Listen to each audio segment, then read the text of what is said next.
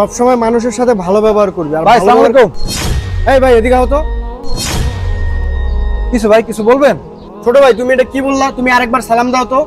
ভাই আসসালামু আলাইকুম। ভাই তোমার লাগে কি আমার কোনো শত্রুতামি আছে? ভাই তোমারে কি আমি কোনোদিন ক্ষতি করছি? না তো ভাই, কোনো ক্ষতি করেন নাই। কি হয়েছে ভাই? যেহেতু তোমার লাগে আমার কোনো শত্রুতামি নাই আর তোমারে আমি কোনো ক্ষতিও করি নাই, তাহলে তুমি কেন ভাই আমার বরদোয়াটা করলা? ভাই এটা কোনো কথা কইলেন ভাই? আমি আইতে যেতে আপনারা সম্মান করি, সালাম দিই ভাই, আর আপনি বলেন আপনারা আমি বদদোয়া করছি, এটা কোনো কথা হইল মিয়া?